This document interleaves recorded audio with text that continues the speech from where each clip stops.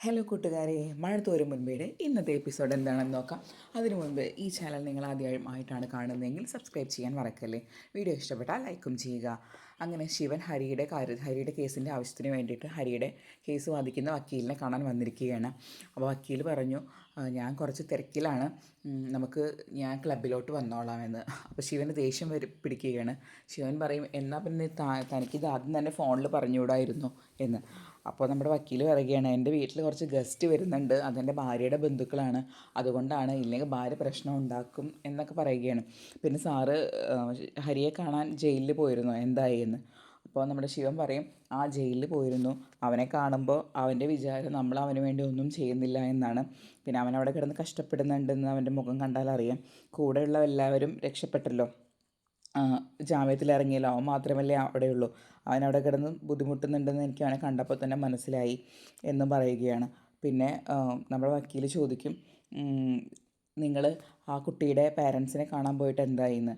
അപ്പോൾ ശിവൻ പറയും, ഞാനൊരു അച്ഛനല്ലേ, അയാളും ഒരു അച്ഛനല്ലേ, അയാൾക്ക് എൻ്റെ അവസ്ഥയൊക്കെ മനസ്സിലായി, പിന്നെ കൂടുതൽ ഫോളോ അപ്പ് ഞാൻ എടുത്തില്ല, ഇനി ഫോളോ അപ്പ് കൂടുതൽ എടുത്താൽ അവരുടെ മനസ്സെങ്ങാനും മാറിയാലോ എന്നൊരു ഭയം എനിക്കുണ്ട്, പിന്നെ നമ്മളവരെ കൂടുതലായിട്ട് നിർബന്ധിക്കാനും പറ്റുന്നൊരു കാര്യമല്ലല്ലോ എന്ന്. അപ്പോൾ വക്കീൽ പറയും, പോക്സോ എന്നുള്ള കേസ് അവൻ്റെ മേത്തു നിന്ന് എടുത്തു മാറ്റി കഴിഞ്ഞാൽ അവൻ എന്തായാലും ജാമ്യം കിട്ടും, അത് നിൽക്കുന്നത് കൊണ്ടാണ് അവന് ജാമ്യം കിട്ടാത്തത്.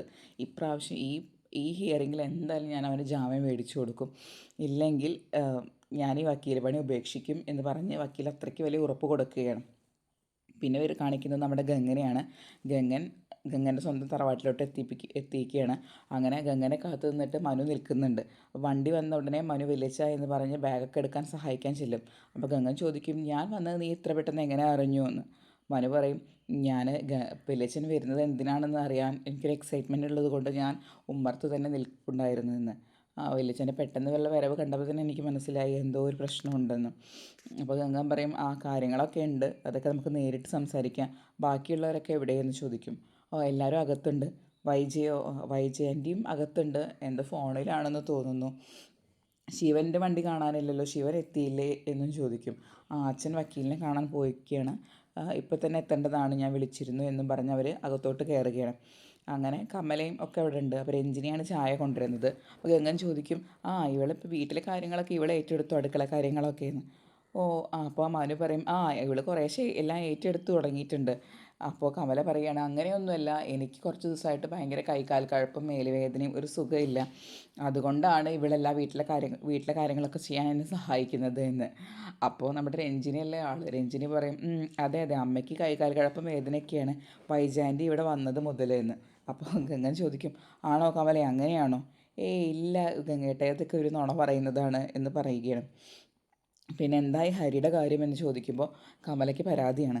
കമല പറയും, എനിക്ക് മാത്രമേ ആകെ ഒരു വിഷമമുള്ളൂ, ഇവരാരും അവൻ്റെ കാര്യത്തിലൊട്ടും തന്നെ പരിശ്രമിക്കുന്നില്ല, ഞാനാണ് ഉന്തി തള്ളി വക്കീലിൻ്റെ അടുത്തേക്ക് തന്നെ വിടുന്നത്, എൻ്റെ മോൻ ചെയ്യാത്ത കുറ്റത്തിന് ഇപ്പോഴും ജയിലിൽ കിടന്ന് അനുഭവിക്കുകയാണ്, ബാക്കി എല്ലാവരും രക്ഷപ്പെട്ടു എന്ന്.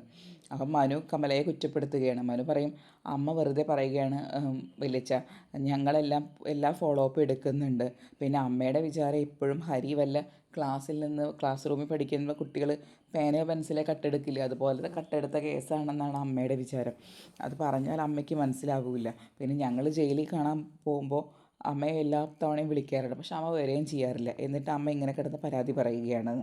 അപ്പോൾ കമല പറയും, ഞാൻ എങ്ങനെ എൻ്റെ മോൻ്റെ കിടപ്പ് അവിടെ കാണും, എനിക്കത് ആലോചിക്കാൻ പോലും വയ്യ, അതുകൊണ്ടാണ് ഞാൻ അവനെ ജയിലിൽ പോയി കാണാത്തത്, എനിക്ക് എൻ്റെ മോൻ്റെ ആ രൂപം കാണാൻ താല്പര്യമില്ല എന്ന് പറയുകയാണ്.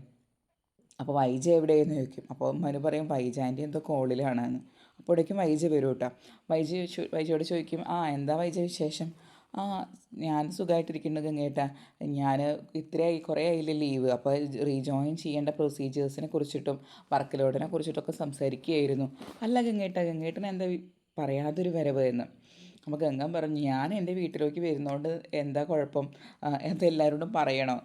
അതൊന്നല്ല ഗംഗേട്ടൻ അങ്ങനെ പെട്ടെന്ന് യാത്ര പ്ലാൻ ചെയ്യുന്ന ഒരാളല്ലല്ലോ, അതുകൊണ്ട് ചോദിച്ചെന്നേ ഉള്ളൂ എന്ന് പറയും.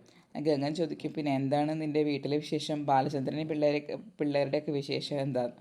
അപ്പോഴേക്കും നമ്മുടെ വൈജയ്ക്ക് ദേഷ്യം വരും. വൈജ പറയും, ഓ എൻ്റെ പിള്ളേർ ഇപ്പോൾ തോന്നിയ പോലെ നടക്കുകയല്ലേ, അലീനയുടെ കൂടെ കൂട്ടം കൂടിയിട്ട് എറണാകുളത്തോ എവിടേക്കോ പോയി താമസിക്കുന്നുണ്ട്, ഒരു നാണവും ഇല്ല. പിന്നെ ബാലചന്ദ്രനാണെങ്കിൽ ഒരു എതിർപ്പും ഇല്ല. നാണം എന്ന് പറഞ്ഞ സാധനം ഇവർക്കില്ല. കണ്ട വീട്ടിലൊക്കെ പോയിട്ടാണ് ഭക്ഷണം കഴിക്കുന്നത് എന്നൊക്കെ പറഞ്ഞ് വൈജ പിള്ളേരെ കുറ്റപ്പെടുത്തുകയാണ്. പിന്നെ ബാലചന്ദ്രൻ്റെ കാര്യം കൂടി വൈജ കൂട്ടത്തിൽ പറയുകയാണ്. എന്താണ് ബാലചന്ദ്രൻ്റെ മകളല്ല അലീന എന്ന് ഞാൻ അറിഞ്ഞു. നിങ്ങൾക്കെല്ലാവർക്കും അതിൽ മനസ്സറിവുണ്ടെന്ന് എനിക്കറിയാം. പക്ഷേ നിങ്ങളാരും ആ ഒരു കാര്യത്തിൽ ബാലചന്ദ്രനെ ചോദ്യം ചെയ്യില്ല എന്ന് എനിക്കറിയാം എന്നൊക്കെ പറഞ്ഞ് വൈജ ഓരോന്ന് പറയുകയാണ്. അപ്പോൾ ഗംഗൻ മെല്ലെ അവിടെ നിന്ന് എസ്കേപ്പ് ആവും. ഗംഗൻ പറയും, ഞാൻ അമ്മയെ ഒന്ന് കണ്ടിട്ട് വരാമെന്ന് അമ്മ പറഞ്ഞ് അമ്മയെ കാണാൻ പോകും. അപ്പോൾ നമ്മുടെ കമല പറയും, എൻ്റെ വൈജയെ, നമ്മളെ പെണ്ണുങ്ങളെ പറഞ്ഞു പറ്റിക്കാൻ ഈ വീട്ടിലെ ആണുങ്ങൾക്ക് വല്ലാത്തൊരൊത്തൊരുമയാണെന്ന്. അപ്പോൾ വൈജ പറയാം, ശരിയാണ് കമലയെടുത്തി പറഞ്ഞത് വളരെ ശരിയാണ്, ഇവരൊക്കെ എൻ്റെ ആങ്ങളമാർ തന്നെയാണെന്നാണ് ഞാൻ ആലോചിക്കുന്നത് എന്ന്. അങ്ങനെ അത് കഴിഞ്ഞതിന് ശേഷം അമ്മയെ കാണാൻ വേണ്ടിയിട്ട് നമ്മുടെ ഗംഗൻ പോവാണ്. അങ്ങനെ ഗംഗൻ പോയി കഴിഞ്ഞാൽ അമ്മ ചോദിക്കുക, ആ മോനെ നീ എപ്പോഴാണ് വന്നത് എന്ന്. ഞാൻ കുറച്ച് നേരം അമ്മയെ ചായ കുടിക്കുകയായിരുന്നു.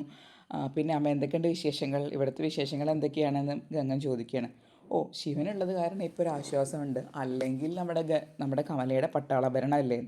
അപ്പോൾ ഗംഗൻ ചിരിച്ചുകൊണ്ട് പറയും, പട്ടാളഭരണം ഇങ്ങനെയൊന്നല്ല അമ്മേ, പട്ടാളഭരണത്തിൽ കുറച്ച് സ്ട്രിക്റ്റ് ആണെന്നേ ഉള്ളൂ, അല്ലാണ്ട് വേറെ പ്രശ്നങ്ങളൊന്നുമില്ല. അല്ല മോനെ, നീ എന്താ ഇത്ര തിരക്ക് പിടിച്ച് വന്നത്, എന്തെങ്കിലും കാര്യമില്ലാതെ നീ ഇങ്ങനെ വരില്ലല്ലോ എന്നും സൗദാമിനി അമ്മ ചോദിക്കുകയാണ്. അപ്പോൾ ഗംഗൻ പറയും, അത് അമ്മയെ കുറച്ച് പ്രശ്നങ്ങളുണ്ട്. പ്രശ്നമെന്ന് പറഞ്ഞാൽ കുറച്ച് വലിയ പ്രശ്നങ്ങളാണ്. എന്നെ കാണാൻ ബാലചന്ദ്രൻ വന്നിരുന്നു. ബാലചന്ദ്രന് സ്റ്റാൻലിയുടെ അഡ്രസ്സ് അറിയണം. അയാളുടെ ഉദ്ദേശം വേറെയാണ്. സ്റ്റാൻലിയുടെ അഡ്രസ്സോ? നീ എന്തിനാ സ്റ്റാൻലിയുടെ അഡ്രസ്സൊക്കെ നീ എന്നിട്ട് അഡ്രസ്സ് കൊടുത്തോ? കൊടുക്കാതൊരു നിവൃത്തിയില്ല അമ്മേ. ഇല്ലെങ്കിൽ പുള്ളി കുടുംബയോഗം ചേർത്ത് വിളിച്ച് എല്ലാവരുടെ മുന്നിൽ എല്ലാ സത്യങ്ങളും പറയും. അപ്പം അതോടുകൂടി നമ്മളെല്ലാവരും നാണം കെടും. അതിനും നല്ലത് സ്റ്റാൻലിയുടെ അഡ്രസ്സ് കൊടുക്കുകയല്ലേ. അയാൾ സ്റ്റാൻലിയെ തേടി പോയിട്ടുണ്ട്. ഇന്നല്ലെങ്കിൽ നാളെ അയാൾ എന്തായാലും സ്റ്റാൻലിയെ കാണും. അതിനു മുൻപ് എന്തെങ്കിലും ഒന്ന് കാര്യങ്ങൾ ചെയ്യാനോ തീരുമാനിക്കാനോ വേണ്ടിയാണ് ഞാൻ ഇങ്ങോട്ട് വന്നത് എന്ന് പറയുകയാണ് ഗംഗൻ. അയ്യോ, സ്റ്റാൻലിയെ കാണുമെന്നോ, അത് കൂടുതൽ പ്രശ്നമാവില്ലേ എന്നൊക്കെ ചോദിക്കണം. അതെ, കൂടുതൽ പ്രശ്നമാവും. പിന്നെ അലീന കടപ്പാട്ടൂർ വീട്ടിൽ നിന്ന് തിരിച്ചു പോവുക എന്നാണ് പറയുന്നത്. അത് അവൾക്ക് ഇഷ്ടമില്ല എന്ന് നമുക്കറിയാലോ. അവൾക്ക് താല്പര്യമില്ലാതെയാണ് അവൾ അവിടെ നിന്ന് പോകുന്നത്. അങ്ങനെയാണെങ്കിൽ അവളുടെ അച്ഛൻ്റെ അടുത്ത് അവളെ ഏൽപ്പിക്കാൻ വേണ്ടിയിട്ടാണ് ബാലചന്ദ്രൻ തീരുമാനിച്ചിരിക്കുന്നത് എന്നും കൂടി പറയുകയാണ്. അപ്പോൾ സൗദാമിനി അമ്മ പറയും, ഈശ്വരൻ, ഞാൻ എന്തൊക്കെ കേൾക്കണം, ഇനി എന്തൊക്കെ പ്രശ്നങ്ങളാണോ ഉണ്ടാവാൻ പോകുന്നത്. ഞാൻ എൻ്റെ മകളോട് 1000 വട്ടം പറഞ്ഞു തിരിച്ചു പോകാൻ, പക്ഷെ അവൾ കേൾക്കണ്ട, അവളെ സമ്മതിക്കുന്നില്ല. അലീനയുള്ള വീട്ടിലോട്ട് അവൾ തിരിച്ചു പോവില്ല എന്നാണ് അവൾ പറയുന്നത്. അവളുടെ വാശി അവളുടെ കുടുംബം തന്നെ നശിപ്പിക്കും എന്ന് പറഞ്ഞ് സൗദാമിനിയമ്മ ആകെ വേവലാതിപ്പെടുകയാണ്. അപ്പോൾ കൂട്ടത്തിൽ ഗംഗൻ പറയും, സ്റ്റാൻലി പണ്ടൊരിക്കൽ ഇവിടെ വന്നിട്ടുണ്ട്, അമ്മയ്ക്ക് ഓർമ്മയുണ്ടോയെന്ന്. ഇല്ല മോനെ, ഞാൻ അന്നിവിടെ ഉണ്ടായിരുന്നില്ലല്ലോ, അന്ന് വൈജയുടെ പ്രസവ ശുശ്രൂഷയ്ക്ക് വേണ്ടിയിട്ട് ഞാൻ അമ്മാവൻ്റെ വീട്ടിലല്ലേ എന്ന്. അതെ, ഇനി അയാളുടെ മകളാണ് അലീന എന്ന് തിരിച്ചറിഞ്ഞ് ചിലപ്പോൾ അയാൾ ഒരു വരവ് കൂടി വന്നെന്ന് വരും. അന്നും നമുക്ക് അയാളുടെ മുന്നിലും ഉത്തരമില്ലാത്തൊരവസ്ഥയായിരിക്കും എന്നൊക്കെ പറഞ്ഞ് വേവലാതിപ്പെടുകയാണ് ഗംഗ. അപ്പോൾ മുത്തശ്ശി പറയും, എന്തൊക്കെയാണ് ഇനി സംഭവിക്കുക എന്ന് എനിക്ക് ആലോചിച്ചിട്ട് എനിക്ക് ഭയമാകുന്നു എന്ന് പറഞ്ഞ് അവരുടെ ആ ഒരു സംഭാഷണം അവിടെ തീരുകയാണ്. പിന്നെ നമ്മുടെ മനുവും ഗംഗയും കൂടി സംസാരിച്ചുകൊണ്ടിരിക്കുകയാണ്. അപ്പോൾ ഗംഗൻ പറയും, എന്താണ്, ഞാൻ കുറച്ച് കാര്യങ്ങൾ സംസാരിക്കാനുണ്ട്, അതുകൊണ്ടാണ് ഞാൻ ആരോടും വിളിച്ചു പറയാതെ രാവിലെ തന്നെ വണ്ടിയെടുത്ത് നീലഗിരിയിൽ നിന്ന് ഇങ്ങോട്ട് വന്നത് എന്ന്. അപ്പോൾ മനു പറയും, അതെനിക്ക് മനസ്സിലായി വിളിച്ചൻ്റെ വരവ് കണ്ടപ്പോൾ തന്നെയെന്ന്. അപ്പോഴേക്കും ശിവൻ വരും.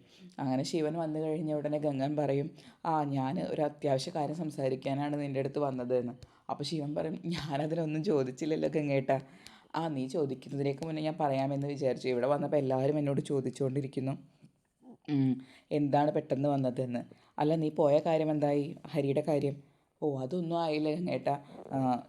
ഈ പ്രാവശ്യം ജാമ്യം കിട്ടുമെന്നാണ് വക്കീൽ ഉറപ്പ് പറയുന്നത്. കുറച്ച് പ്രശ്നങ്ങളൊക്കെ അതിൻ്റെ പേരിൽ നിലനിൽക്കുന്നുണ്ട്. കാരണം പോക്സോ കേസ് എടുത്ത് കളഞ്ഞാൽ മാത്രമേ അവന് ജാമ്യം കിട്ടാൻ എളുപ്പമാവുള്ളൂ. എന്നാലും വക്കീൽ ഉറപ്പ് തന്നിട്ടുണ്ട് ഇപ്രാവശ്യം എന്തായാലും ജാമ്യം കിട്ടുമെന്ന്. അങ്ങനെ പിന്നെ അല്ല, ഗംഗേട്ടൻ കാര്യം പറ എന്ന് പറയാം. അപ്പോൾ ഗംഗേട്ടൻ പറയുമ്പോൾ, എന്നെ അന്വേഷിച്ച് ബാലചന്ദ്രൻ വീട്ടിൽ വന്നിരുന്നു. അവൻ സ്റ്റാൻലിയുടെ അഡ്രസ്സൊക്കെ വാങ്ങിയിട്ടുണ്ട് എൻ്റെ കയ്യിൽ നിന്ന്. അതൊക്കെ വാങ്ങി അയാൾ ഇപ്പോൾ സ്റ്റാൻലിയുടെ വീട്ടിലോട്ട് പോയിരിക്കുകയാണ്. ഇന്നല്ലെങ്കിൽ നാളെ അയാൾ തീർച്ചയായും സ്റ്റാൻലിയെ കാണും എന്ന് പറഞ്ഞ് ഇന്നത്തെ എപ്പിസോഡ് അവസാനിക്കുകയാണ്. ഇത്രയുമാണ് ഇന്നത്തെ മഴ തോരും മുൻപേയുടെ എപ്പിസോഡ് വിശേഷങ്ങൾ. കൂടുതൽ നേരത്തെ മഴ തോരും മുൻപേയുടെ കഥയും കഥാപാത്രങ്ങളുടെ വിശേഷങ്ങളും അറിയാൻ ആദ്യം നിങ്ങൾ ഈ ചാനൽ ഒന്ന് സബ്സ്ക്രൈബ് ചെയ്യുക. വീഡിയോ ഇഷ്ടപ്പെട്ടാൽ ലൈക്കും ചെയ്യുക. താങ്ക്